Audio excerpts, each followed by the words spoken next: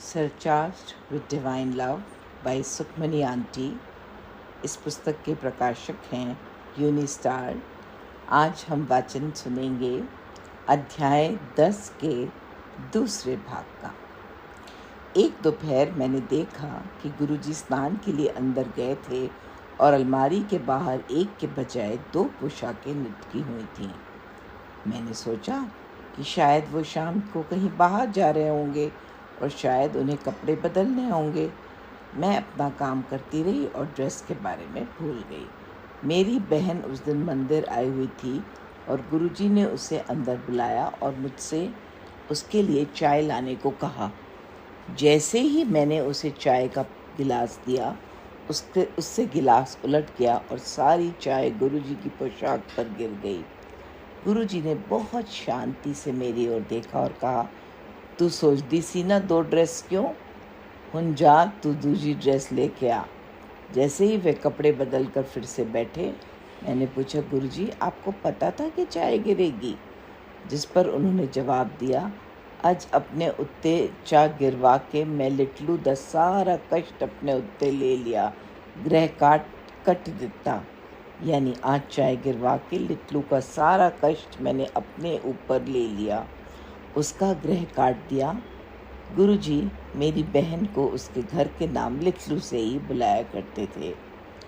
आज मंदिर बंद कर दो और सबको बता दो कि मैं बाहर गया हूँ, गुरुजी ने मेरी माँ और मुझसे कहा।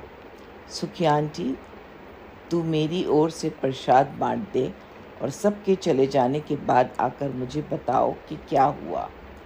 निर्देश अनुसार हमने मंदिर बंद कर दिया और सभी को बताया कि गुरुजी बाहर गए हैं।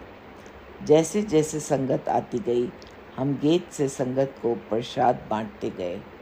कुछ ने उनके आदेश स्वीकार किया, प्रसाद लिया और वापस चले गए। कुछ ने हमसे उनके ठिकाने के बारे में सवाल किया, जबकि कुछ हमसे नाराज़ हो गए और उन्हें प्रसाद नहीं लिया। जैसा ही हम काम पूरा करके अंदर गए, गुरुजी ने हमें बताया कि गेट पर क्या हुआ था। उन्होंने उन लोगों के नाम बताए जिन्होंने उस दिन प्रसाद को स्वीकार ही नहीं किया था। कल भी यही काम करना, गुरुजी ने कहा।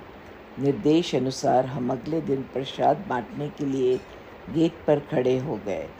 फिर उन्हीं लोगों ने हमसे प्रश्न किया और हम पर क्रोधित हुए।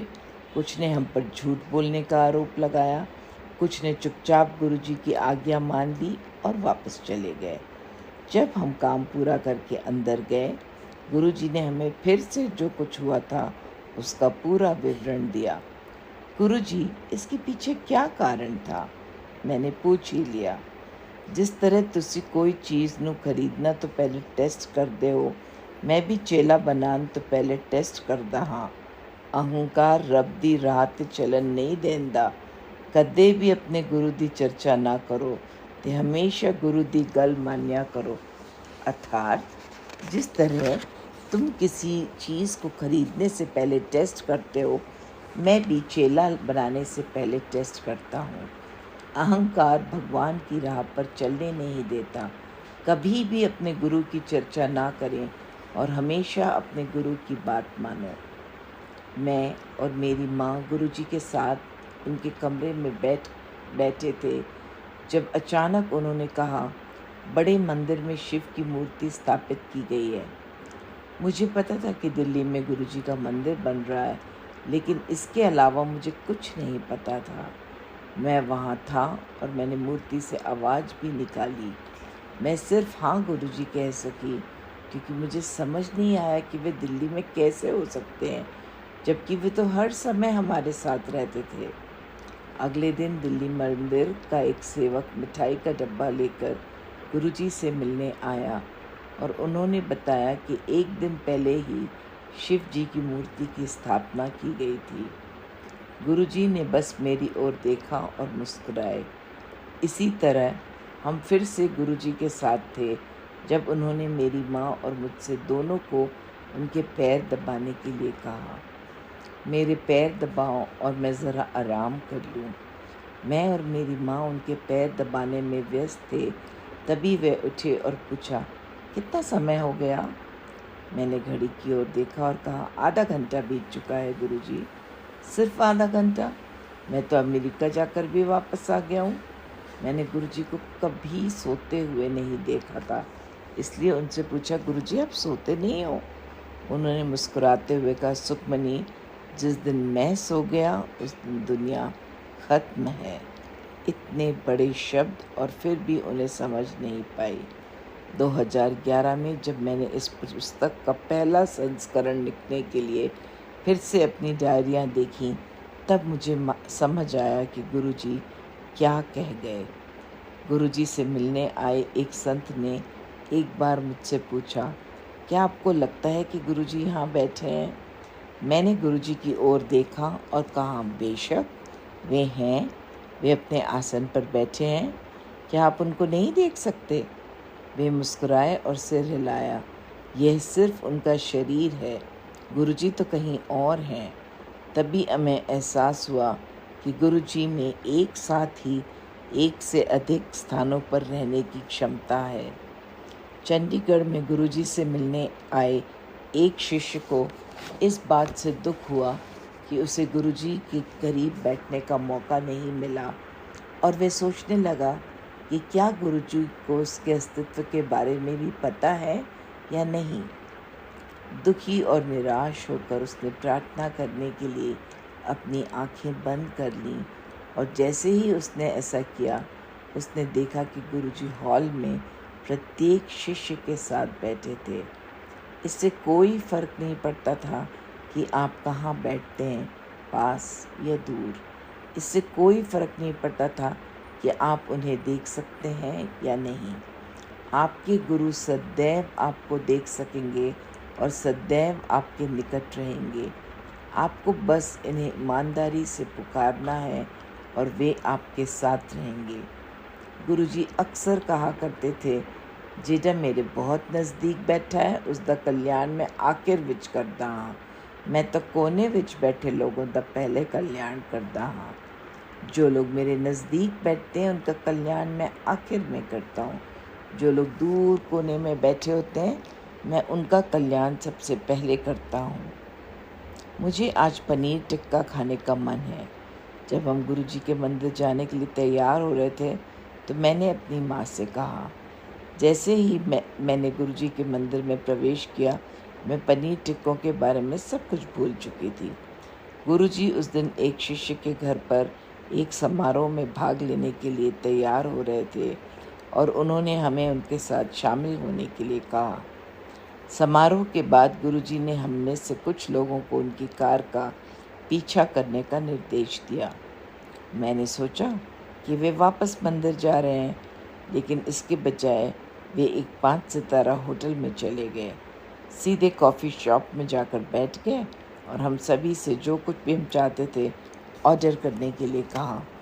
मुझे अभी भी पनीर टिक्कों के बारे में टिप्पणी याद नहीं आई और मैंने एक कोल्ड कॉफ़ी का ऑर्डर दिया और गुरुजी की दिव्य संगति के साथ इसका आनंद लेने के लिए बैठ गई।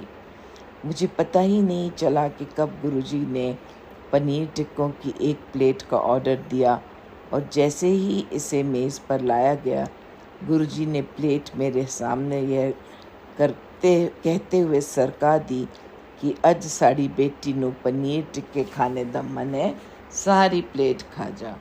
मैंने पहले कभी इतना प्यार और दुलार महसूस ही नहीं किया था, इसलिए मेरी आँखों में आंसू आ गए थे और मैं सारी प्लेट बहुत मज़े में मैंने खा ली।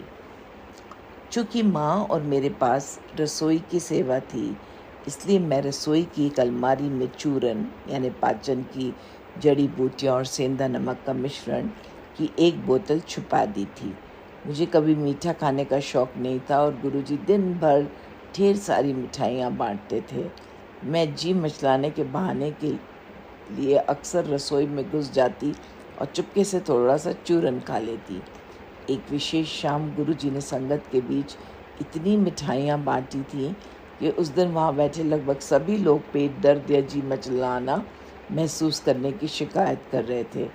गुरुजी ने मुझे अपने आसन पर बुलाया और हॉल में बैठी सभी संगत की ओर इशारा करते हुए कहा, सुखमनी इन सारियों दा पेट दुख रहा है, सब वास्ते नींबू पानी बना ते जरा चूरन तू छुपाया हुआ है ना, उसनू विच घोल ने सारिया नू पिला। यानी इन सब का पेट दुख रहा है, सबके लिए नींबू पानी बना और जो चूरन तूने छुपाया हुआ है उसे बीच में घोल के सबको पिला। मैंने ऐसा ही किया और सभी को बेहतर महसूस हुआ और सब ने मंदिर में चूरन छिपा कर रखने के लिए मुझे धन्यवाद दिया। इसी प्रकार गुरुजी के मंदिर में भी चाय बहुत ज़्यादा मात्रा में परोसी जाती थी। मैं पूरे दिन चाय बनाती थी और दिन में 4-5 गिलास चाय पीती भी थी। इतनी अधिक चाय पीना खासकर गर्मियों के महीने में मेरे लिए बहुत मुश्किल था। बिल्कुल चूरन की तरह मैंने कोल्ड ड्रिंक की एक बोतल भी चाप से ले जाकर फ्रिज में छुपा दी थी। लंगर के बाद गुरुजी चाय बनाने और बचे हुए परिवारों को पिलाने के लिए कहते थे।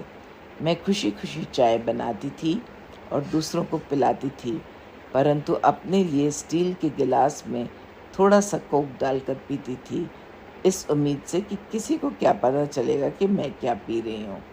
बेशक गुरुजी को सब कुछ पता था। एक दिन उन्होंने सबके सामने इशारा करके मुझसे पूछा, क्या पी रहे हो? गुरुजी, ये कोक है। गुरुजी तब बहुत हंसे और सबको बोले कि देखो ये कितनी चतुर बनने की कोशिश कर रही है, ना पिया कर हड्डियाँ खोद देंदा है कोक, पर इत्थे प्रसाद है, चल पी ले। अर्थात ना पिया कर ये हड्डियाँ गला देता है, पर यहाँ तो ये प्रसाद है इसलिए पी ले। यह सुनकर मैं बहुत खुश हुई और एक बोतल की जगह 2 बोतलें फ्रिज में लगा दी। मेरी माँ को सुपारी खाने की लत थी और वे इसे कभी छोड़ नहीं पाई। हमने इसे बबल गम, सौंफ आदि जैसी चीज़ों से बदलने की कोशिश की, लेकिन कुछ भी काम नहीं आया। एक दिन माँ ने अपनी सुपारी रखने के लिए एक चांदी की डिब्बी खरीदने का फैसला किया और ख़रीदारी करने चली गई। उनकी अनुपस्थिति में गुरुजी ने लैंडलाइन पर फ़ोन किया और उनके बारे में पूछा। जब बताया गया कि वे बाहर गई हैं तो गुरुजी ने जवाब दिया कि उनके वापस आने पर वे फिर फ़ोन करेंगी। जैसे ही माँ घर पहुँची, गुरुजी ने फिर फ़ोन किया। उन्होंने माँ को सारी खरीदारी के बारे में बताया और चांदी के डिब्बी का भी जिक्र किया। सुखी, तू आज एक चांदी दी जोत और थाली लेके आई है, 8 सेक्टर ज्वेलर्स के गई थी। ऐसा कर, जो चांदी दी डिब्बी लाई है ना, उस दे विच सुखमनी दा दंत मंजन पा दे। यानी सुखमनी, तू आज एक चांदी की जोत और थाली लेकर आई है, 8 सेक्टर ज्वेलर के पास गई थी। ऐसा कर, चांदी की डिब्बी जो लाई है ना, उसमें सुखमनी का दंत मंजन डाल दे। जिस दिन मेरा दंत मंजन चांदी की डिब्बी में डाला गया, माँ की लालसा और वर्षों की सुपारी की लत खत्म हो गई। आज तक चांदी की डिब्बी में मेरा टूथ पाउडर वैसे ही रखा हुआ है। एक दिन गुरुजी ने उनके लिए और उनके साथ बैठी हुई संगत के लिए मीठे पराठे बनाने का आदेश दिया। रात के 12 बजे थे और पेट भरा हुआ महसूस हो रहा था। मैं कुछ भी खाने के मूड में नहीं थी। गुरुजी अपने कमरे में चले गए और मैंने सोचा कि उन्हें पता नहीं चलेगा। मैंने आधा पराठा लेने और बाकी आधा एक दोस्त के साथ बांटने का फ़ैसला किया। जैसे ही मैंने इसे आधा तोड़ा, गुरुजी कमरे से चिल्लाए, सुखमनी, जे आधा खाएगी तो इलाज आधा रह जाएगा, पूरा पराठा खाना है। मैं इतना डर गई कि कुछ ही मिनटों में पूरा पराठा चट कर गई। मुझे लगता है कि मैं ऐसी महिला थी जिसने आसान तरीके से कभी नहीं सीखा। मैंने एक दिन दूध के साथ भी कुछ ऐसा ही किया। गुरुजी ने अपने लिए और अपने साथ बैठे 5-6 लोगों के लिए, जिनमें मेरी माँ और मैं शामिल थे, इलायची वाला दूध तैयार करने का आदेश दिया। हम गुरुजी को दूध बनाकर गड़वी में पिलाते थे, क्योंकि कभी कभी वे 1 से अधिक गिलास पीते थे। संगत के लिए हमने उन्हें मंदिर में मौजूद छोटे चाय के गिलासों में दूध परोसा। सुबह के 2-3 बजे थे और किसी तरह हमारा माप गलत हो गया और हमारे पास 2 गिलास दूध कम रह गया। दोबारा बनाने की बजाय माँ और मैंने सभी को दूध परोसा और खुद ना पीने का फ़ैसला किया, क्योंकि हम दोनों वैसे भी दूध के बहुत शौकीन नहीं थे। हम चुपचाप गुरुजी के पीछे बैठ गए कि उन्हें ध्यान नहीं आएगा। गुरुजी ने किसी से रसोई में 2 खाली गिलास लाने को कहा। उन्होंने उन्हें अपनी गड़वी से दूध से भर दिया और बिना मुड़े हमारी ओर देखे कहा, सुखी दूध कम हो गया सी, चलो दोनों माँ बेटी दूध पियो, नहीं तो कल्याण नहीं होना। और उन्होंने दूध के 2 गिलास हमारी ओर बढ़ा दिए। हम गुरुजी के साथ दोपहर 3 बजे से सुबह 9 बजे तक, कभी कभी सुबह 8 बजे से तक भी रहते थे और कभी भी नींद की कमी महसूस नहीं होती थी। कभी कभी हम गुरुजी के साथ 2 बजे झील पर टहलने जाते और कभी कभी उनके वापस आने और उन्हें संगत को कुछ और लंगर और चाय परोसने का इंतज़ार करते थे। कुछ दिन हम अपने साथ चाय और नमकीन पैक करके ले जाते थे, जिसका आनंद हम सैर के बाद झील पर गुरुजी के साथ करते थे। मैंने देखा कि जैसे ही गुरुजी झील पर अपनी कार से बाहर निकलते, मोर शोर मचाने लगते और कुत्ते भौंकने लगते। जिस क्षण वे वापस अंदर बैठते, वे सब शांत हो जाते। गुरुजी अक्सर कहते थे कि जानवर, विशेषकर मोर और कुत्ते, एक महापुरुष की उपस्थिति को महसूस कर सकते हैं और यह मैंने अपनी आँखों से देखा है। 1996 में जब मेरी बहन की शादी हुई तो वह किसी नई दुल्हन की तरह ढेर सारी सोने की चूड़ियाँ और आभूषण पहनती थी। मैंने अपनी माँ से अपने हाथों में भी कुछ पहनने की इच्छा जताई। मेरी माँ ने अपने लॉकर से 2 चूड़ियाँ निकाली और मुझे दे दी। मैं उन्हें रोज़ पहनकर खुश थी और 1 सप्ताह के भीतर मुझे एहसास हुआ कि उनमें से एक टूट गई है। यह सोचकर कि ये पुरानी है और सदियों से लॉकर में पड़ी है, मैंने इसके बारे में ज़्यादा नहीं सोचा। मैंने उन्हें अपनी माँ को लौटा दिया और उनसे मुझे कुछ मजबूत देने को कहा। लॉकर को अपनी अगली यात्रा पर मेरी माँ मेरे पहनने के लिए एक मोटा सोने का कड़ा लेकर आई। मुश्किल से 1 हफ्ता बीता होगा जब मैंने देखा कि कड़ा भी टूट गया है। मेरी नौकरानी सरस्वती ने कहा कि अगर किसी की ज्वेलरी टूटती रहती है तो इसे अशुभ माना जाता है। उसने जो कहा वह मेरे मन में रहा और थोड़ी देर के लिए मुझे परेशान किया और थोड़ा बुरा भी लगा। यह सोचकर कि मैं अपनी माँ की सारी चूड़ियाँ तोड़ रही हूँ, मैंने उन्हें यह कहते हुए कड़ा वापस दे दिया कि मम्मी, मुझे लगता है कि यह एक संकेत है, मेरे हाथ शायद जीवन भर खाली ही रहेंगे। इतना कहने के बाद मैं अपनी नियमित सेवा करने के लिए गुरुजी के मंदिर में चली गई। मैं सफाई में लग गई और अपनी माँ से कही गई बातों को पूरी तरह से भूल गई। जब मैं गुरुजी के कपड़े धो रही थी तो मुझे संदेश भेजा गया कि गुरुजी मुझे बुला रहे हैं। मैं जल्दी से उनके कमरे की ओर भागी और सोचने लगी कि उन्होंने मुझे मेरे काम के बीच में क्यों बुलाया है। जैसे ही मैं अंदर गई, मैंने देखा कि गुरुजी फर्श पर लेटे हुए थे। सुखमनी, आजा, मेरे पैर दबा। मैं बैठ गई और उनके पैर दबाने लगी। गुरुजी अचानक उठ बैठे, अपने हाथ से सोने का कड़ा उतार कर मेरे दाहिने हाथ में पहना दिया और वही शब्द दोहराए जो मैंने अपनी माँ से कहते, आ ले, तू कहती सी ना तेरे हाथ हमेशा खाली रहेंगे ने, मेरा कड़ा पहन, हुन तेरे हाथ कद्दी भी खाली नहीं रहेंगे। यानी ये ले, तू कहती थी ना तेरे हाथ हमेशा खाली रहेंगे, मेरा कड़ा पहन, अब तेरे हाथ कभी भी खाली नहीं रहेंगे। मुझे उस दिन की शुरुआत में अपनी माँ के साथ हुई बातचीत याद आई। मेरे आंसू बहने लगे। गुरुजी ने मुझे गले से लगाया और मुझसे कहा, मैं इसे अपने जीवन की एक निश्चित घटना तक कभी नहीं उतारूंगी। जब से मैंने गुरुजी का सोने का कड़ा पहना है, जेवर रखने, खरीदने या पहनने की सारी इच्छाएं गायब हो गईं। यह मेरे पास सबसे सुंदर और कीमती गहना है और उनके निर्देशों के अनुसार मैंने इसे कभी नहीं उतारा है। मेरे बाएं हाथ में एक चांदी का कड़ा है जिसे गुरुजी ने ब्लैक करके मेरे परिवार के सभी लोगों को एक एक पहनाया है। उनके वचनों के अनुसार मेरे दोनों हाथ कभी खाली नहीं रहते। कई बार उस दिन से लेकर अपनी महासमाधि से ठीक 1 सप्ताह पहले तक गुरुजी अक्सर मुझे उन्हें कड़ा देने के लिए कहते थे, गुरु द कड़ा पाई बैठी है, दे मुझे वापस। यह मजाक में कहते और मेरे हाथ से निकाल कर अपने हाथ में डाल लेते। फिर वही उसे ब्लेस करने के लिए लगभग 1 घंटे तक पहने रहते और फिर मुझे वापस लौटा देते। कड़े को इसी तरह बार बार ब्लेस किया गया।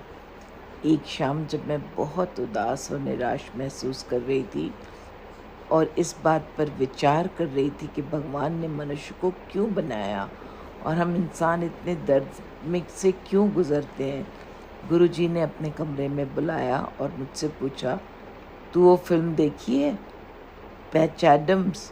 क्या तूने पैच एडम्स फिल्म देखी है? मुझे यह जानकर बड़ा आश्चर्य हुआ कि गुरुजी अंग्रेजी फिल्मों के बारे में भी जानते हैं। हाँ गुरुजी, मैंने देखी है।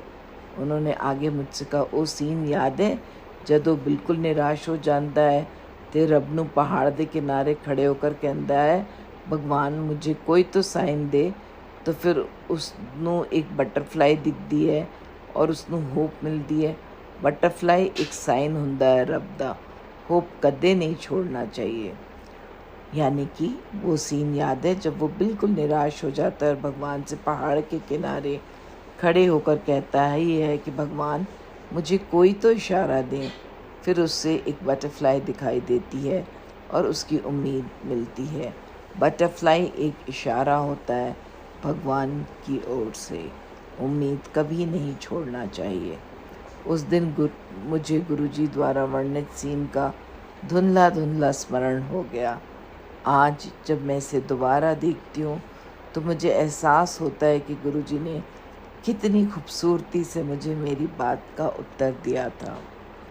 गुरुजी को अंग्रेजी फिल्मों के प्रति मेरे प्रेम के बारे में पता था और उन्होंने मुझसे एक बार फिर पूछा कि क्या मैंने फिल्म माइकल देखी है। सुखमनी, तू वो फिल्म देखी है माइकल? उस दे विच जॉन ट्रेवोल्टा है, घर जाके देखी। मुझे आश्चर्य हुआ कि गुरुजी अंग्रेजी अभिनेताओं के बारे में भी जानते थे। गुरुजी, आपको अंग्रेजी फिल्मों का भी पता है और अभिनेताओं के नाम भी आप जानते हैं? मैंने पूछा। गुरुजी को सब कुछ पता है, उन्होंने उत्तर दिया और मुझे अपनी एक अद्भुत शरारती मुस्कान दी। माइकल एक देवदूत के बारे में फिल्म है जिसके आसपास भी एक सुंदर खुशबू है। मैं इसे एक बार देखने की अत्यधिक अनुशंसा करती हूँ। जय गुरुजी, शुक्राना गुरुजी, अनंतम शुक्राना।